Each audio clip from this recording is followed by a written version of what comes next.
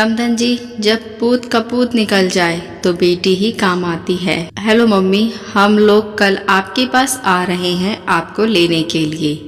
आप अपनी ज़रूरत भर का बस कुछ सामान रख लीजिए। रूपा ने उल्लास कर अपनी मम्मी से कहा। उसने दामिनी के कहने पर फ़ोन स्पीकर पर रख दिया था। अरे बेटा, ये कैसे हो सकता है? एक माँ बेटों के होते हुए अपनी बेटी के पास कैसे रह सकती है? ये अपने समाज की रीत नहीं है। कावेरी थोड़ा दुखी होकर बोली। समधन जी, आज ज़माना बदल गया है। जब पूत कपूत निकल जाए तब बेटियों के पास रहने में कोई बुराई नहीं है। रूपा ने तो इतने दिनों तक वहाँ की सारी परिस्थिति मुझसे छुपा कर रखी। अगर मुझको पहले से पता होता तो मैं तो कब का आपको यहाँ ले आती। ऐसे बेटा बहू के पास तो एक दिन भी नहीं रुकना चाहिए जिनकी आंखों का पानी ही मर गया हो। दामिनी के शब्दों में रूपा के भाई भाभी के लिए नफरत झलक रही थी। लेकिन फिर भी समधन जी, आखिर हमारी अब उम्र ही कितनी बची है, जैसे तैसे गुजार ही लूँगी। मैं तो भगवान से हमेशा यही प्रार्थना करती हूँ कि मुझको भी जल्दी से भगवान रूपा के पापा की तरह अपने पास बुलाकर इस जिल्लत भरी जिंदगी से बचा ले। कावेरी का दिल ये बात कहते हुए जार जार रोने का हो गया था। मम्मी प्लीज़ ऐसा मत कहिए। मैं पापा को तो इतनी जल्दी खो ही चुकी थी, लेकिन आपको बिल्कुल भी नहीं खोना चाहती। रूपा तो फ़ोन पर ही रोने लगी।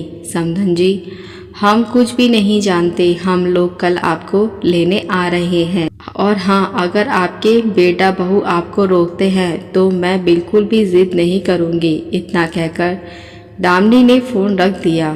खैर, रूपा दामिनी के साथ कावेरी को लेने पहुँच गई। लेकिन रूपा के ये कहने के बावजूद भी कि भैया भाभी, हम लोग मम्मी को हमेशा के लिए अपने पास ले जा रहे हैं, उन लोगों के ऊपर कोई भी प्रकार का कोई प्रभाव नहीं पड़ा। शायद वो लोग कावेरी को अपने पास रखना ही नहीं चाहते थे। दामिनी और रूपा कावेरी को अपने साथ लेकर चली आईं। लेकिन जाते जाते कावेरी ने अपने स्वभाव के विपरीत जाकर बेटे बहू की करतूत को देखकर उन लोगों को धमकी भी दे डाली कि तुम लोग जिस तरह से मेरे पति की कमाई को हड़प कर फूल रहे हो ना, उसको तो मैं कोर्ट के द्वारा बहुत जल्दी हासिल कर लूँगी। ऐसे कपूत होने से अच्छा है कि भगवान हमको सिर्फ बेटियां ही देता।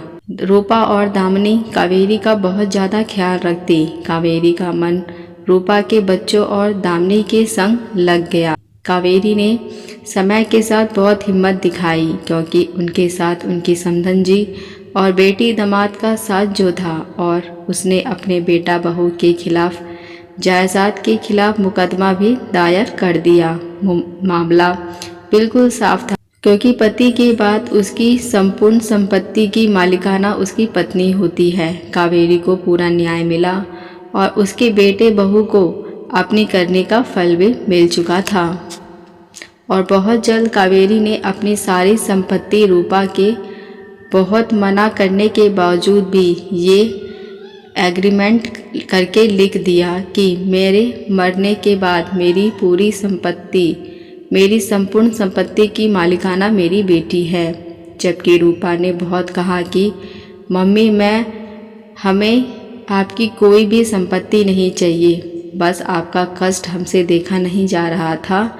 समय बीत गया और कावेरी भी भगवान को प्यारी हो गई। रूपा ने कावेरी की सारी संपत्ति से एक कावेरी फाउंडेशन गरीबों और माँ बाप के सताए वृद्ध लोगों की मदद के लिए खोल दिया। और आज बरसों बाद भी कावेरी फाउंडेशन गरीबों और वृद्ध व्यक्तियों की मदद के लिए हर तरह तत्पर दिखाई पड़ता है। आशा करती हूँ ये कहानी आपको अच्छी लगी हो। अगर आप हमारे चैनल पर नए हैं तो मेरे चैनल को सब्सक्राइब, लाइक, शेयर ज़रूर करें। आप मिलते नई कहानी के साथ। देखने और सुनने के लिए धन्यवाद।